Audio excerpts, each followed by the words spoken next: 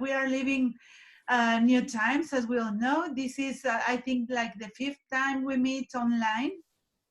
So I'm greeting you from Madrid today. Welcome to the NFI eRoundTable about adaptability and future. You know, sorry, and resilience. Oh, I forgot one of the keywords, sorry. So we've been learning recently what implies and what is required from organizations nowadays to respond to the needs of what this crazy situation we're living on. No? So we know that adaptability and resilience is key. And we know that we've been learning so many stuff in this year. We've learned so many in the past years, and we have to actively build the future. And so this is why we bring to you today this unique, top-notch, amazing panel, high quality, best in class. And I'm so proud, so happy and excited to have you friends with me. So let me welcome Andrew Macadam, Rishikesh Deole from TCS, and Omar Hatamle from NASA. Sorry, Andrew, you are from Microsoft, from startups. Let me welcome you. I'm gonna applaud. I miss applause, as you know, in these kind of things.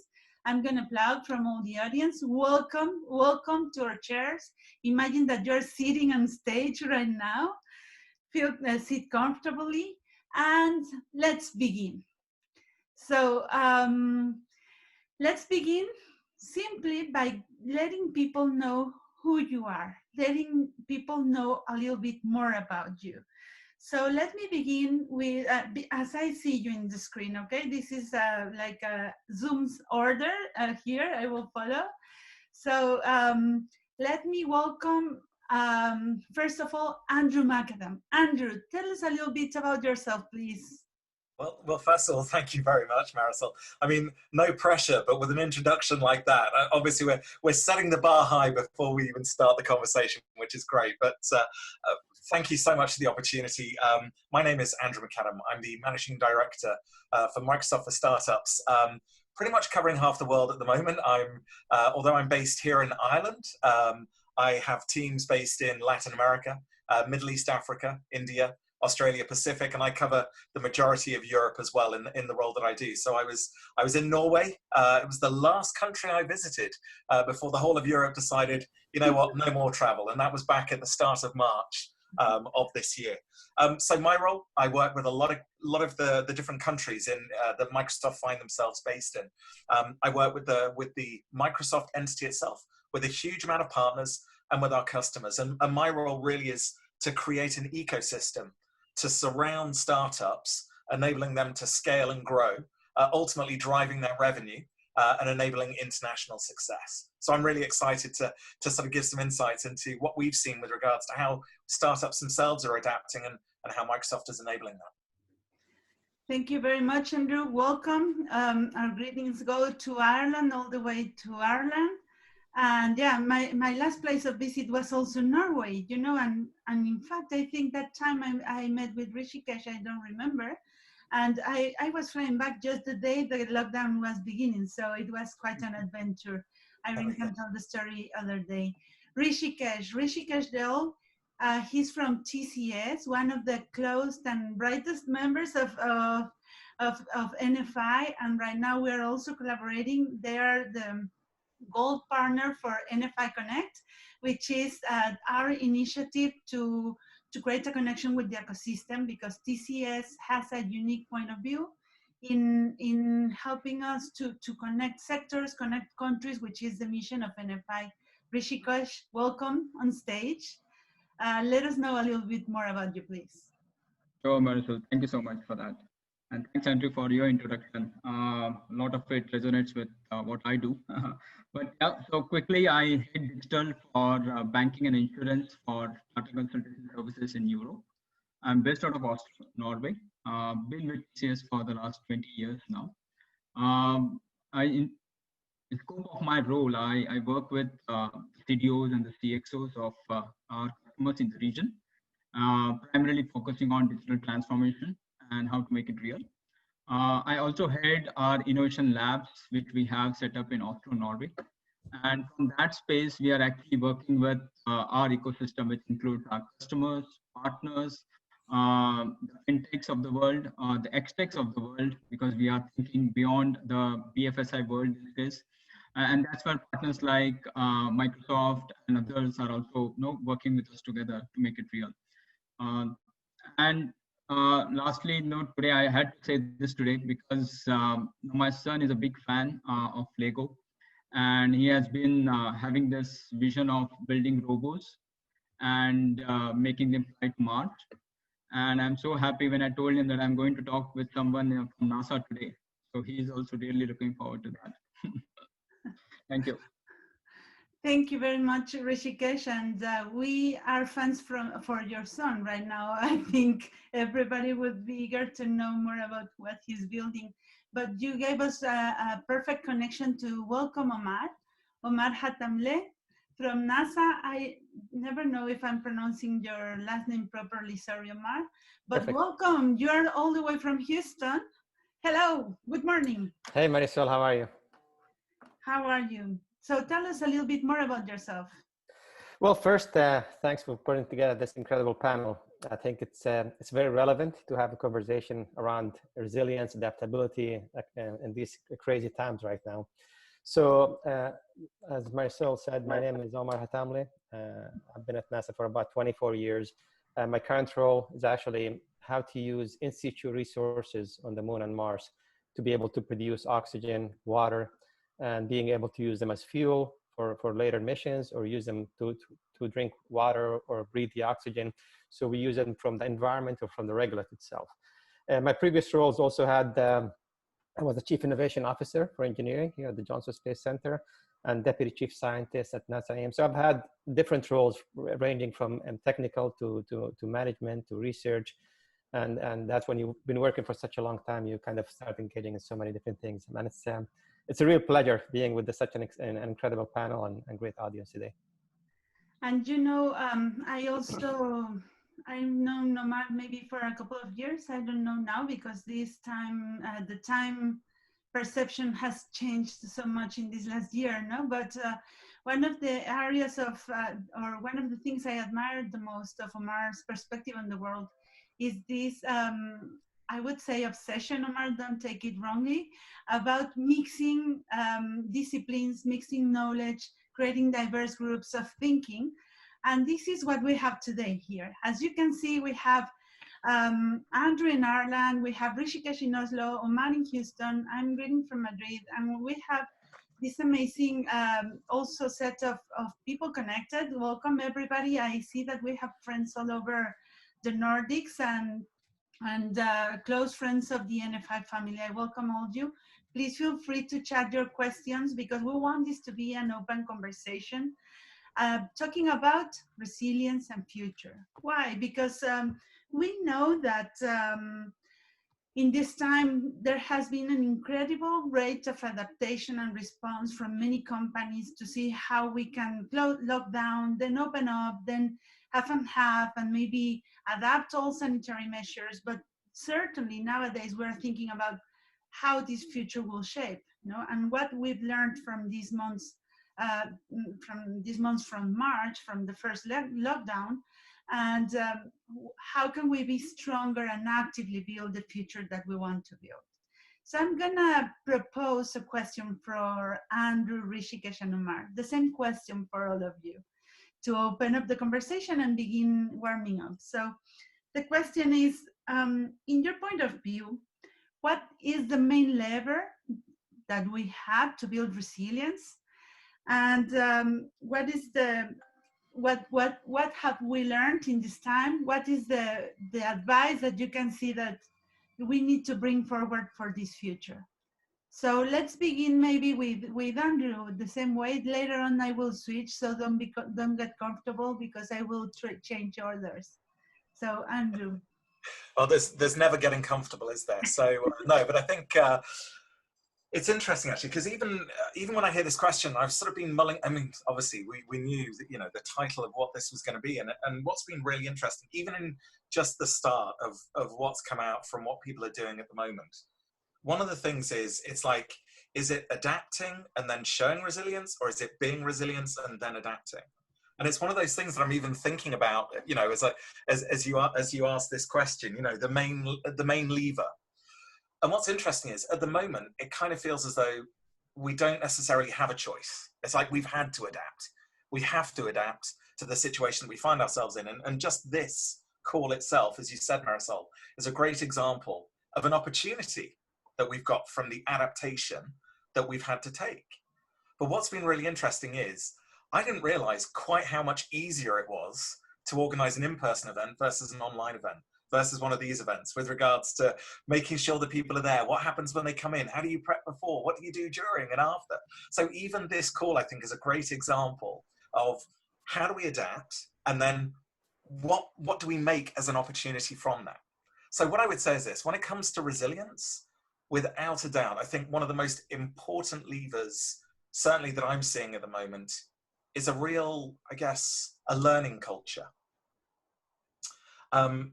What I mean by that is, and I was talking to one of the startups, actually, someone I've been working with over the last few months, who has demonstrated unbelievable resilience in what they're doing. Their business, probably one of the most heavily impacted, co-working space, one of the most heavily impacted by the environment that we find ourselves in at the moment. And the challenge that this person faces, how does he completely adapt the model that he's created to the new environment that he's coming in? And what he did was, he actually looked at the value that he was providing. He really thought about, okay, there's the working space, but then it's about the community. It's about the connections. It's about the networks that he was creating. And what he's done since, in the last 6 months, is created a brand new model. It's actually a corporate innovation model. He's taking all of those experiences and knowledge that he's had before, and he's now adapted it to the new environment that he's found himself in. So he's shown this unbelievable resilience by keeping the lights on, making sure that the business itself is still thriving, but at the same time adapting his model to ensure that the business will succeed and flourish as it moves forward. So I'd say that's probably, not only is it a great example, but I think it really shows that interconnectedness between, you know, showing that resilience, but at the same time adapting to the situation we find ourselves in.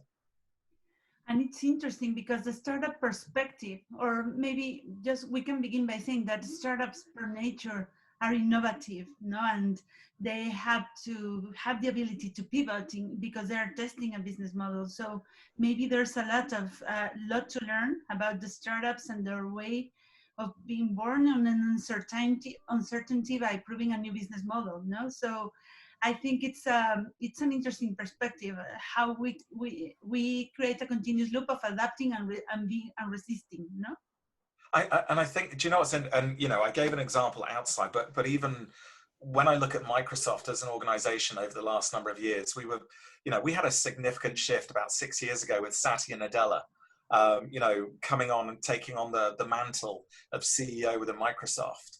And if you want to understand a true adaptation, let's be brutally honest. I think historically, Microsoft wouldn't have necessarily, although a lot was created, wouldn't necessarily be considered in the forefront of everything brand new. In fact, probably had a bit of a reputation of being fast followers. If we saw an opportunity, we could bring this huge might behind it and adapt and sort of change to the situation.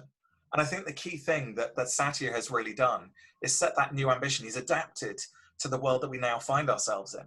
And it's really about thought leadership, but it's also based on curiosity. It's not assuming that we have all the answers. It's actually working with partners. It's like what I was talking about at the start with regards to the partner. I think, Marisol, you even said to have Rishikesh on the call, one of your key partners. I think this is a great way for all of us to start thinking about, how do we adapt? It's not about us being the subject matter experts all the time. It's actually about looking around us and recognizing the power of the partners in enabling us and helping us to adapt to the situations we find ourselves in. Of course. So Rishikesh, by mention, what do you think? What are the levers for resilience and adaptability?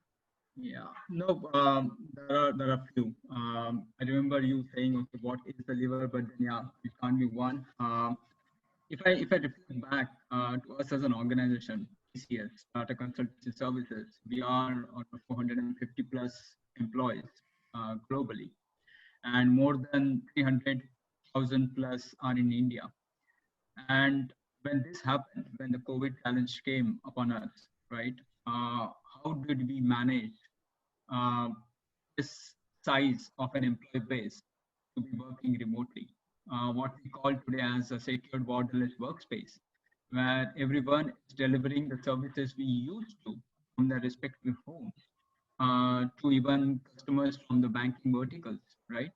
How we have managed to do that. This was turned around in a matter of uh, days. I remember one of our customers in Nordics, which is the #1 brand when it comes to payment. Um, we literally decided in the morning that we have to go remote, and in the evening we had the 24/7 command center enabled. Now, how did all of this happen? It was because of those levers, those building blocks which we had in place. Uh, One, of course, being digital helped us. The customer that I'm talking of from the Nordics, we were on cloud, we were on Microsoft Azure, and no, that helped us to go remote and start working immediately. Uh, that digital transformation helped us to really be there and respond faster. The second aspect is about sensing what is going to happen. I mean, nobody could sense what happened, but an impact could come, and if an impact comes, how do you adapt to it? And rehearsing that, getting into a mode of sense and respond, right? And that too at a faster pace. Practicing that every now and then helps. Having this business continuity plans, which were really tested in this challenge, right? Of course, nobody expected it to be of this size and span, but then because of that being in place, we were able to respond in a more structured, in a more better manner. So those were few levers as a starting point, and then another lever which I believe is equally important is having that strong operational focus all the time. So that you don't go in situations like this. If you are operationally disciplined all the time, even in the good times and the bad times, uh, then you are always in control. You are better positioned to handle things. That's true. So you say like be ready to respond, to have the organization and disposition, dedicate the right time to do that. And I also, maybe we can say, to connect that time and make sure that we don't lose those learnings, no, for the future. Yeah. And of course, technology helps a lot here, no? Of course it does. And it's technology is one important lever, but then there are other dimensions which come into play post it. I mean, of course, with everybody working from home and the size of TCS, how do you get the workforce motivated, making sure everyone has the required facilities within their home? We are not only talking of Europe here, we are talking of people in the US, we are talking of people from India working from their homes. It's a very different situation in all the countries. How do you make sure all our employees are having the right setup? Are being motivated, are connected? I mean, a lot of hard work was done by our HR, to make sure we connect each and every employee. And just imagine the size of TCS and connecting to each and every employee. But making sure the well-being of every associate was at the top on the minds of everyone in the management was so very important. Perfect. Perfect. And I think this also connects well with Omar's perspective. Omar, what do you think? What can you add about this? Yeah. Well, first, what is the definition of resilience, right? I mean, basically, the definition of resilience is how to get out of a bad situation in a fast way. And that is not something that we are born with. It's not something in our DNA or in our composition, but that's something we learn as we grow up. We learn from our experiences, we learn from our condition, from our environment, and then we start adapting and start learning how to become more resilient.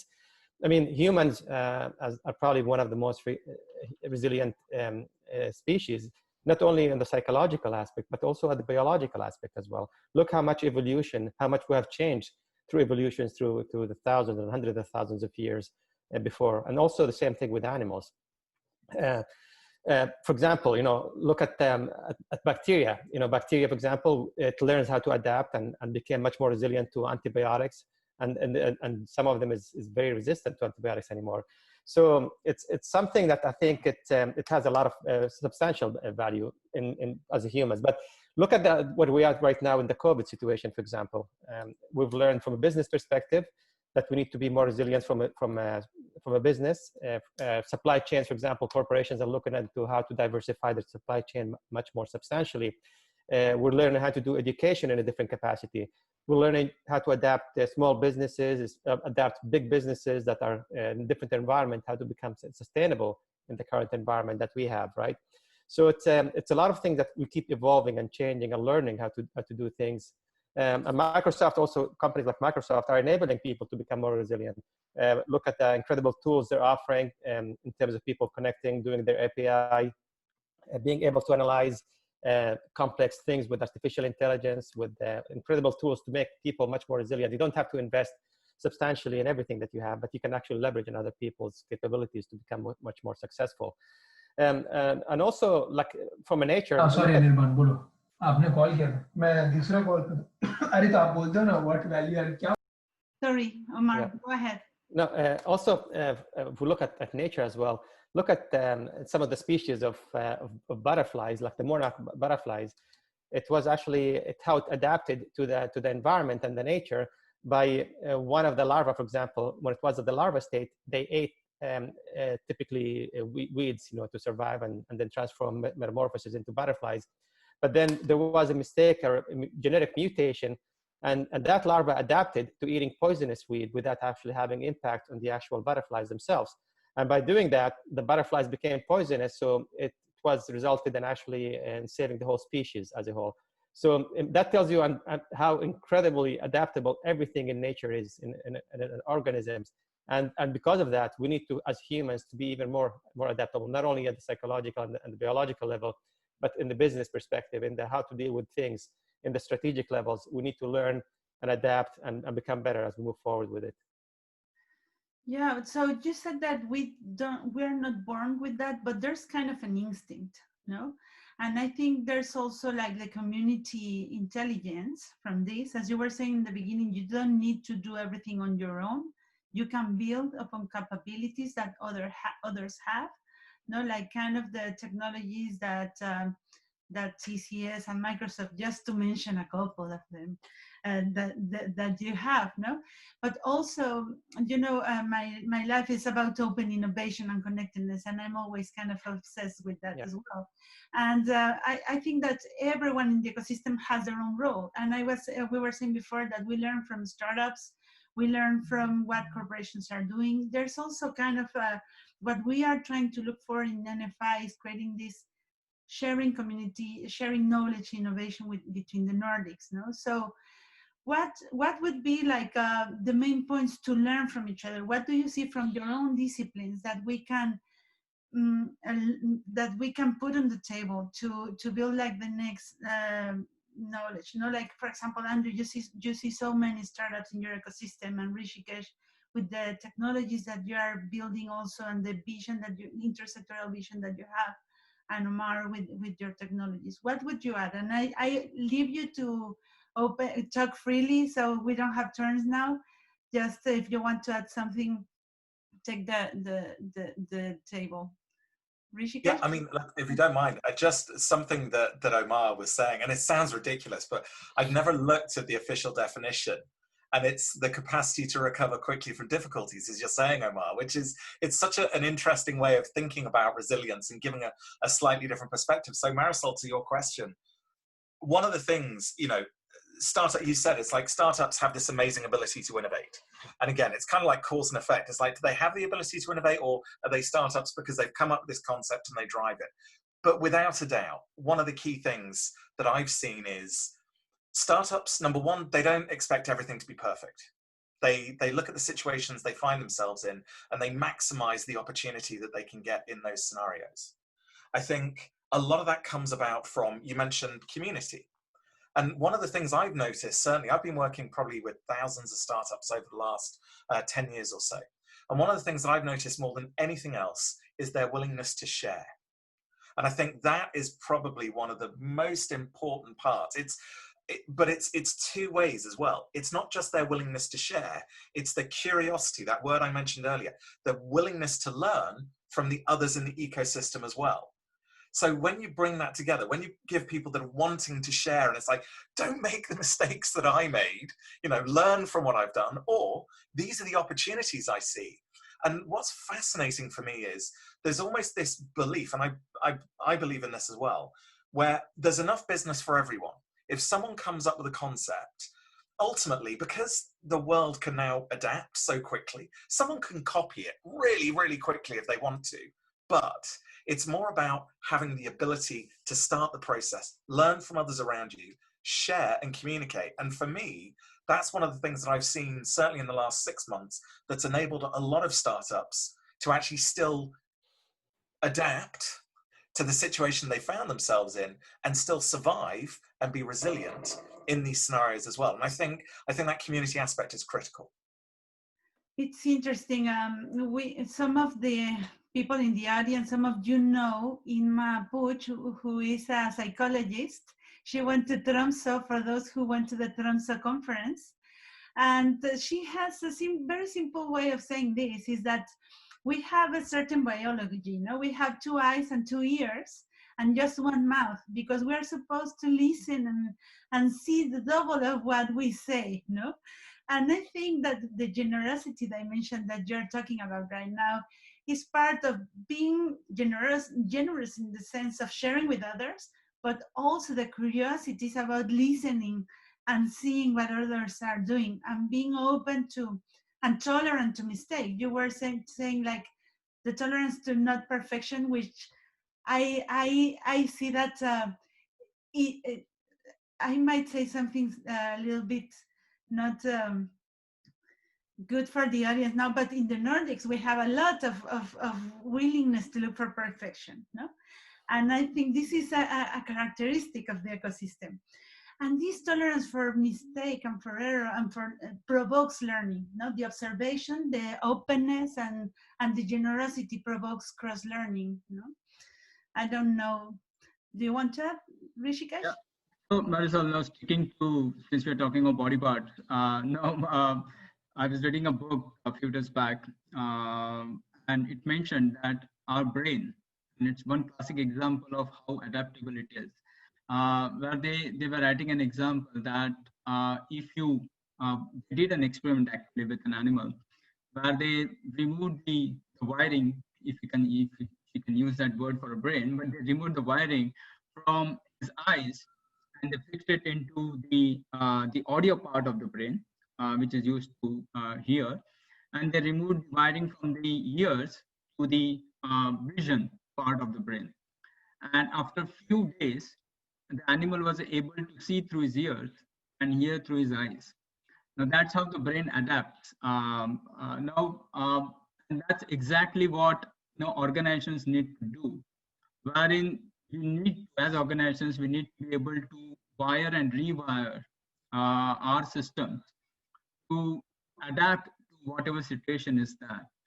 And to enable that, that demands a right architecture in place. No, you can't have the monolith of the world and expect to be adaptable. That's where organizations need to transform themselves, to create those Lego blocks of systems so that they are in a position to wire and rewire depending on the situation, depending on the impact, depending on the business need. That's another flavor which organization needs to have, and which is becoming so critical and visible as we are moving in this direction. And for that, those building blocks and the wiring and rewiring, we don't need necessarily to rely on our own perception. I think that technology and artificial intelligence has a lot of help to give us. No, I don't know if you want to abundance on that, or Omar. Yeah, Rishikesh, go ahead. Just to add on that point, actually, to Andrew's point and even to Omar's point, the ecosystem has to be leveraged. There are so many startups, and again, to be very practical, it's not that you need to bring all startups. There are some new startups which are matured, which are in their still in the journey of getting matured. But the mature startups you bring in, you can accelerate the whole process of delivering something, delivering value. Also, in the current situation, customers might not look at spending too much money. They would expect more value for the money, right? How do you enable or leverage this ecosystem, leverage this abundance which is out there, right, to deliver value in an optimized fashion for yourself and in a cost-effective manner for the end customer also? It's going to be super important. Mm-hmm. Omar? And then just to add on what Andrew and Rishikesh said, I think there's an element of technology that can come to enhance our resilience and our adaptability. One thing is being reactive, but one thing is being proactive before things happen, right? And the predictability factor, I think that's going to have a lot of sense in what we're trying to do. We've been doing for a long time, for example, having reliability systems to tell you when, for example, an engine is going to fail, or when a car is going to fail, or when an electronic system is going to fail way before it fails. And we're doing some of these elements now. Social media companies are starting to do it, is predictive behavior, right? And tells you what people are going to do and what people are going to react to before it even happens. So it's essential that we start using these kind of things. Look at the market scans, look at the conditions, and being able to start building resilience before we reach a point where actually we have a problem, right? And I think that's the beauty of how things will happen. Another thing I would like to add is acceptation.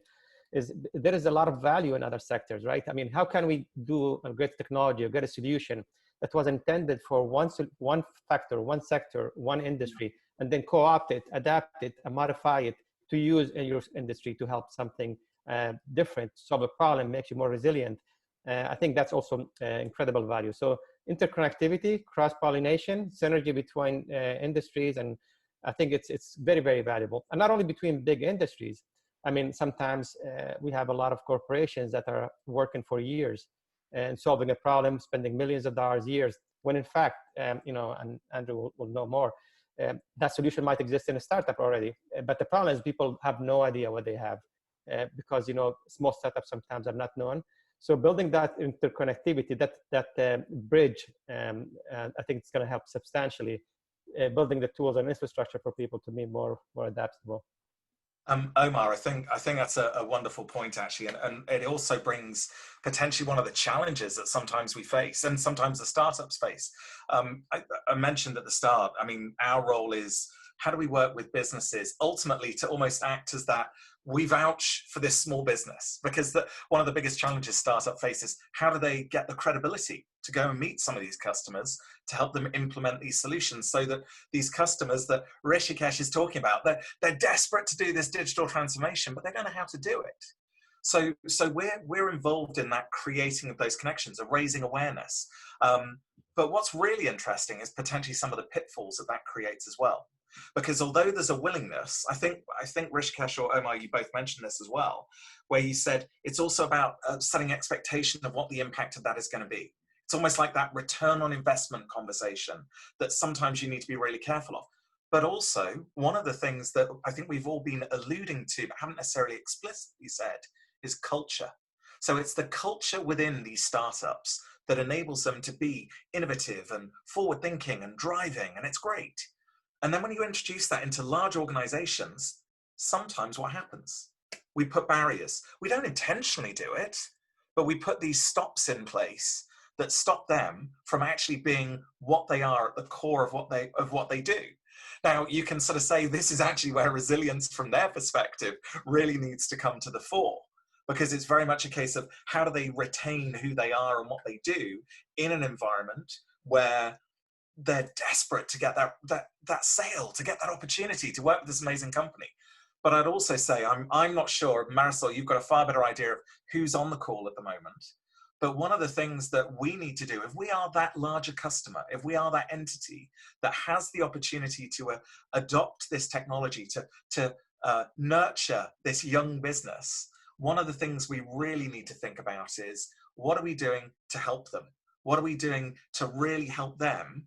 Because the cultural butting of heads can be something that actually stops your own business from adapting. And I think that's a really important point.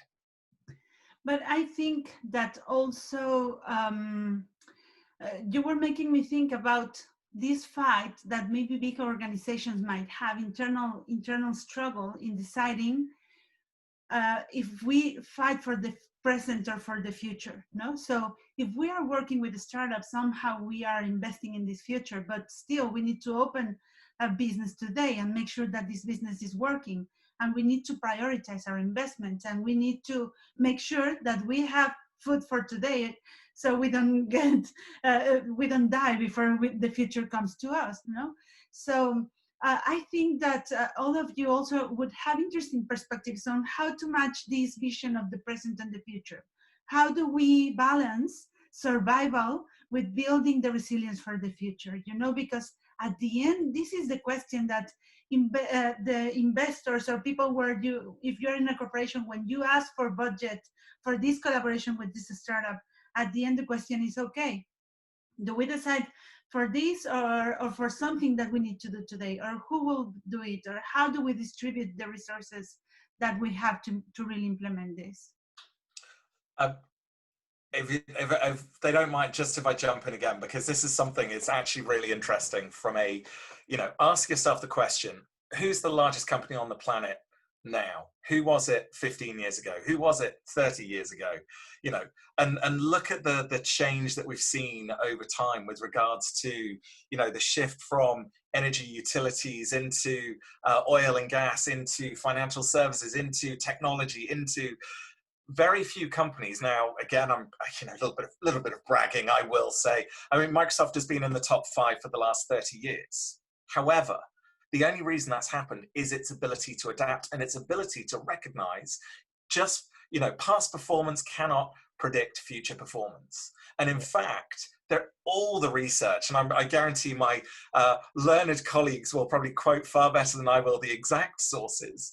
But what I would say is all the evidence points to the fact that any business that isn't already thinking, if you're at the top of your game, and if you're not already thinking about what you're doing to actually adapt and change your models, there is already someone else that's going to beat you in the current time frames that we're working, within the next 2 to 3 years. You will not be number one unless you are already adapting. Whilst I let the other guys talk, there is a book I've been reading recently, and I wish I could remember the title, and it will come to me in a second, that talks about exactly this. And it actually gives really clear guidance on the thought processes that you need to go through around how within your businesses you can make these changes to actually start adapting for the future that we will find ourselves. So I'll hand over to the others whilst I dig that one up for you. Thanks, Andrew. No, Marisol, I believe that always has to be a balance. Now, of course, the percentage of how much you invest in for tomorrow and how much you invest in for today, of being resilient and standing on your own feet. In today's situation, maybe the percentages would be a little skewed. But if you divert your entire 100% on here and now, then you're asking for trouble. So I think it has to be a conscious decision. You just can't do one. You always have to find the right balance. Even when things were good, right? If you would have invested everything in the future and ignored your present, you would have been in a mess. And we have seen examples like that, right? Where your production stabilities and all those were no big concerns, cybersecurity and all that. But you always have to have that balance. Now, in today's situation, I mean, of course, it's a big question, and it's not an easy answer for at least the CEOs and the CFOs to give to their stakeholders, right? We are investing in the future technology while we are having this trouble. But that's where I think the platforms, the ecosystem, and the technology comes to help. Because not everything, and this is my strong belief with my experience, not everything needs to be cost intensive. To be what? Sorry? Not everything needs to be cost intensive.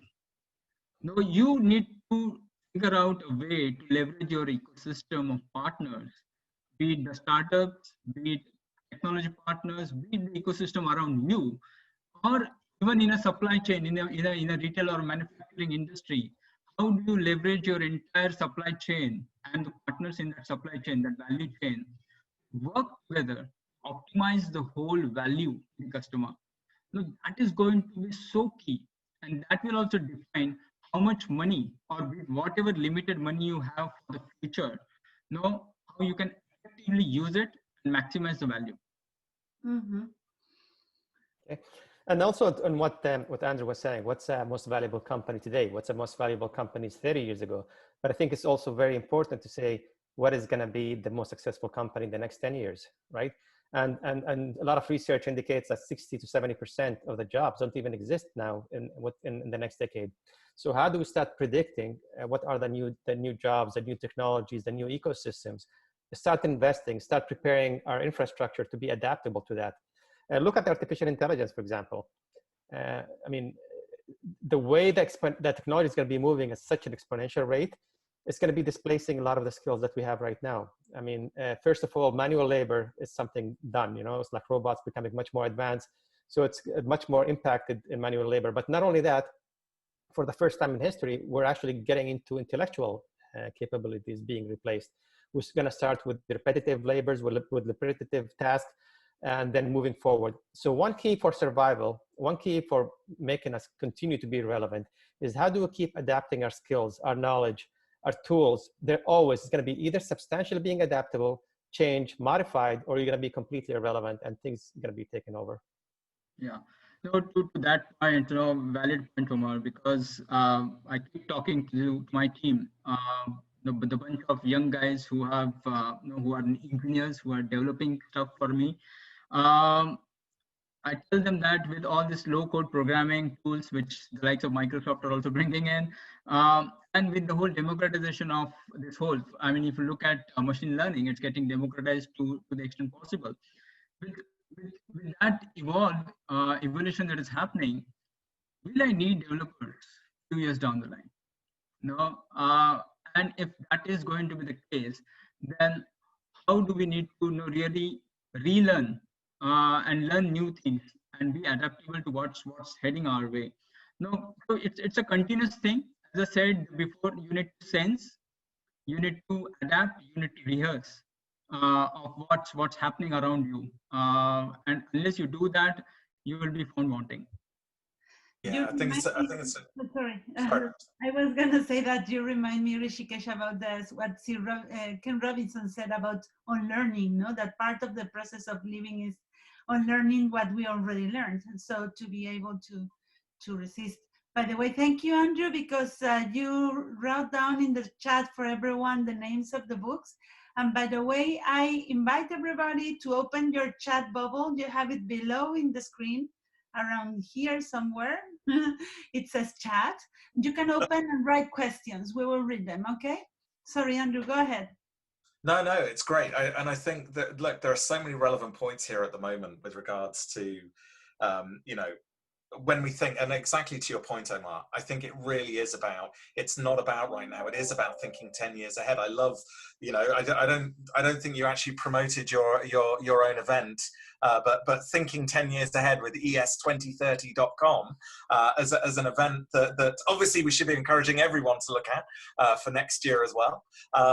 But I think it's this kind of thinking that's absolutely critical at the moment with regards to ensuring that we enable others, that we enable it in environment. And this is what's really interesting about what Jeremy and Rita in those books that I'm talking about really talk about. It's this whole idea of it's like a kink demand curve. I mean, you look at all of the forecasts in the past, it's like you get to a growth point and then you start to tail off. Unless you start early enough, unless you start adapting your model, if you do it early enough, then essentially what happens is as one starts to wane, the other one starts to thrive. And I think that's exactly what we're all talking about here at the moment. And it's important to know it doesn't have to be you that comes up with that solution. It's that partnership idea again.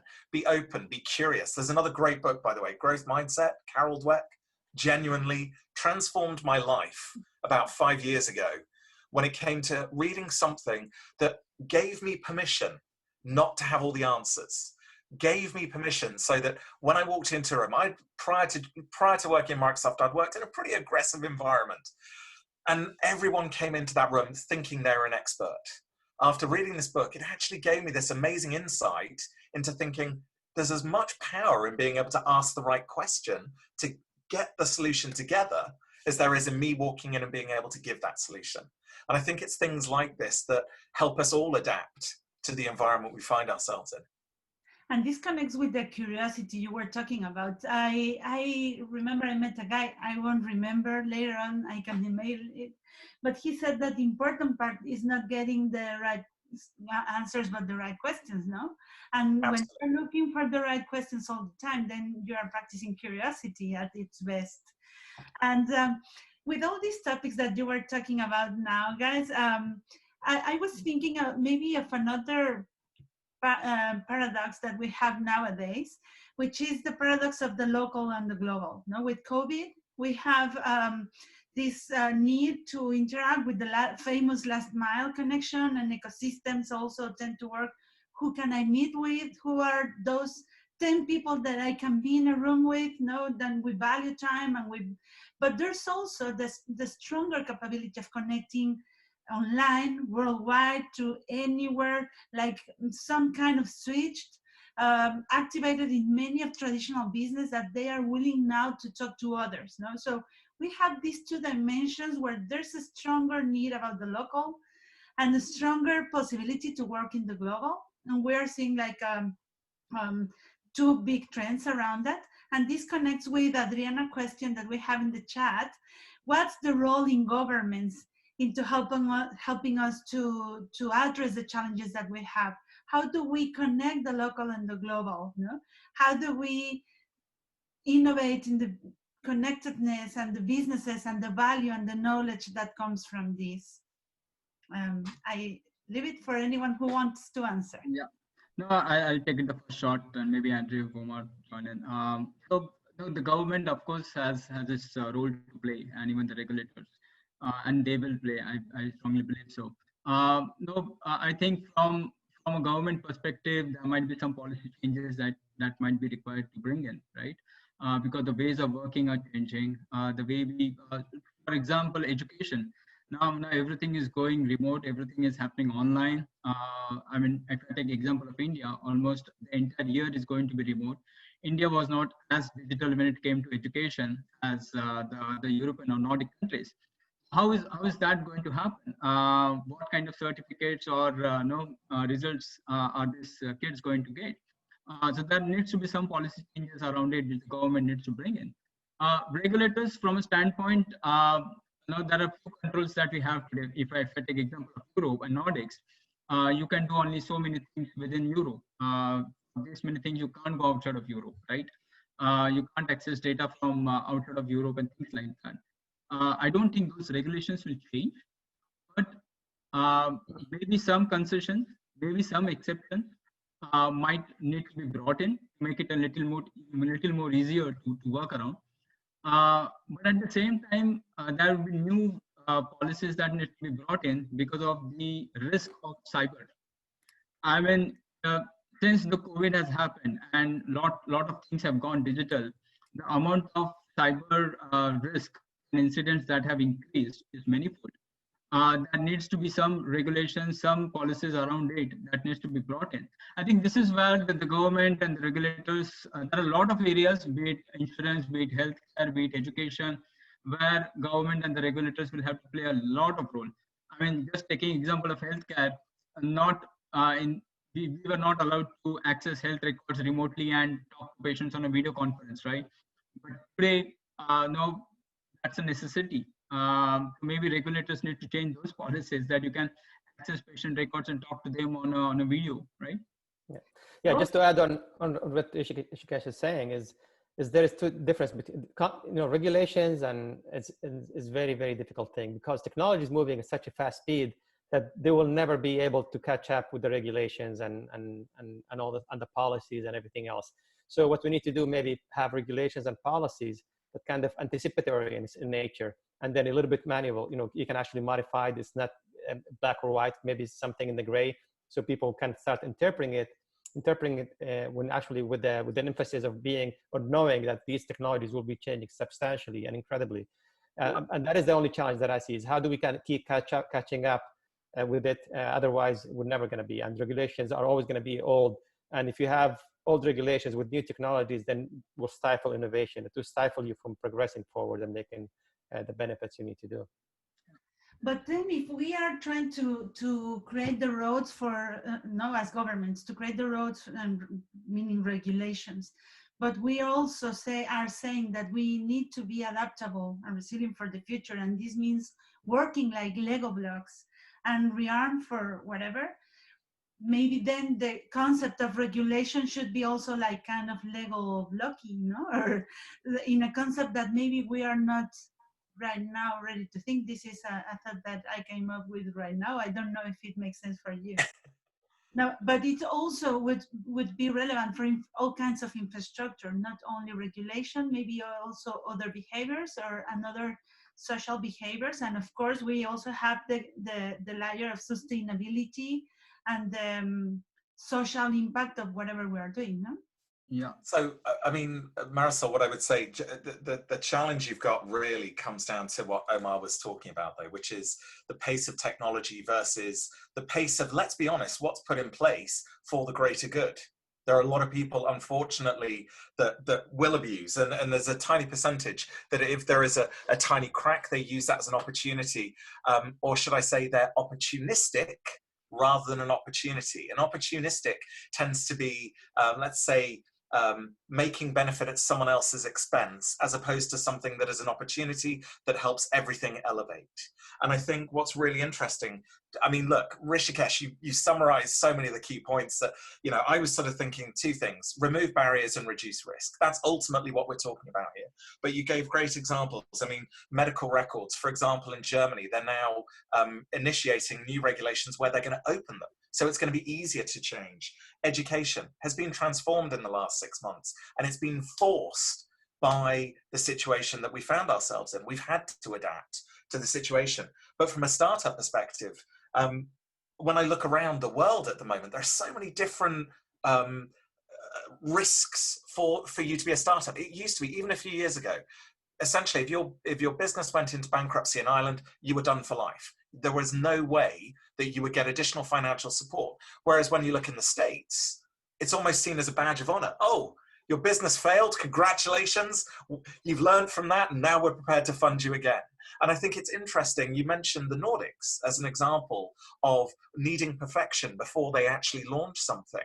And I've seen it, again, you look at the different risk profiles, cultural profiles, which means having a homogenous regulation, having a homogenous, government system is going to be really challenging. But one of the messages that we should all be saying is, what can we do to remove barriers whilst not increasing dramatically the risk to the citizens, to the population as a whole, which ultimately is the government's responsibility. And that's why they have those in place. Yeah, no, absolutely. And actually with every problem or issue comes opportunities. So now you mentioned how education is changing, how medical things are changing, but also the telework, right? The future of jobs is changing as well, especially with the pandemic. People realize you don't have to be there. So that in fact opens up the doors for a lot of startups to start creating the tools and the needs, what you need to be able to do your job more efficiently. So it creates a new infrastructure, a new ecosystem of people to start immersing in, because that's an opportunity and it's going to be going forward from now on. We have another input in the chat from Torve. Torve, I love your insight. It says, being in the finance business, I think COVID has given us the feeling that we actually are in the human business. We have given more focus to solving customers' problems, but are we really adopting this in a larger scale? It feels like we are hoping to crawl back to only be in the financial business. And this, I love this insight because I sometimes say that innovation and collaboration is at the end a humanistic activity, that because we are connecting humans, we need to take into consideration culture, as Andrew was saying, values, and personal characteristics. And we need to think about the humans behind that. Do you think, and maybe this will be just to close down, if you can give your final idea in 1 minute, and maybe with a touch of how do we make sure that we don't go back to the old normal, but build a better future? Maybe we can even create something better, no? Yeah. So in continuing what Torve had said, right? For me, banks need to be more human. I mean, they were meant to be that, right? Or It what? was need to be more human. I mean, they were meant to be that, right? It was built for a community where people could save their monies and earn interest, and then the banks could loan it to the merchants, and they could grow their business, and the society as such grows. No, that was the whole purpose. The platform called as bank was established for, right? In its true sense. Um, of course, things have changed. Banks have become the money-making thing, but the whole purpose, right? The whole very purpose of why it existed and why it should exist needs to be relooked. And while we are going to be more resilient, we have our learnings, we know what are the levers to use, where we need to have an adaptive core or an enabled edge, where we are in a flexible manner working with our ecosystem in a much more frictionless manner. You need to be more value driven, more purpose driven. I think that is going to be more important because whatever you do needs to have the human behind it, needs to have the empathy behind it. Uh, when you are building your business on a strong foundation, it always flourishes, it always sustains. And as I said, in the current situation, organizations need to find the right balance. How much needs to go in building that resiliency and adaptability, and how much needs to go in building the future. And I strongly believe that the digital technologies we have, be it analytics and insights, be it cloud, it has the power and the potential to enable both these dimensions of resiliency and adaptability and looking at the future. Uh, for example, things like early warning signals, leveraging the entire ecosystem and the data behind it, you can actually sense and respond. So I believe, in summary, we need to be more purposeful, more value driven, and strive towards being more resilient and adaptable. Thank you very much, Rishikesh. Andrew? Yeah, I mean, look, everything we've talked about, really, it's been fascinating. Great, Tove, great question and great insight. And what I would say is, from my perspective, let's quote a bit of Drucker: culture eats strategy for breakfast. And this is the whole point. Think about it. Culture is made of people. We're the ones that determine this. Tove, you might be part of an organization, but ultimately you're also, it's every single person's responsibility and opportunity to help these businesses adapt and change. So whatever you do, keep that thought in, keep on being human. And remember, it's the humans that create the culture, and that will always trump the strategy. Thank you very much, Andrew. And Omar? No, absolutely. I mean, everything we do, the humans are at the center of everything, and we need to understand the customers from a human point of view, right? The fundamental level. And the more we do that, the better tools, the better equipment, the better services we'll be able to provide to them, because we understand them specifically, right? And that's where the elements like design thinking come into place, where you have to understand who you're tailoring with, not only offering a technology, but understanding fundamentally what the actual core needs. And once you do that, I think you transform everything and you provide something much more valuable. Well, thank you very much, Omar. Thank you. Well, this was an amazing conversation. I knew that. I'm so happy to have spent this 1 hour talking with you guys. 1 hour that flew. I don't know. I said at the beginning that time is weird nowadays, but this was one of the best hours I invested recently. I learned a lot. I got a lot of inspiration. And this is part of what we're trying to achieve with NFI, with these small talks, is to get enough time to stop and think, because life is going so fast right now that maybe sometimes we don't dedicate enough time to get this fresh air in our brains and create new ideas. So I want to really give a special thanks to our panelists, Andrew, Rishikesh, and Omar. Really, thank you very much for being with us today. Thank you, Omar, for getting early. I hope that you had breakfast before this conversation. And we are connected here from countries all over the Nordics and in America and in Spain. and we are one big family. Let's keep building the Nordics. Let's keep building innovation. Let's keep connecting and building the future together. Be resilient, be adaptable, and thank you very much to everyone. Thank you. Thank you, everyone. Thank you. Thanks, everyone. Bye-bye. Bye-bye.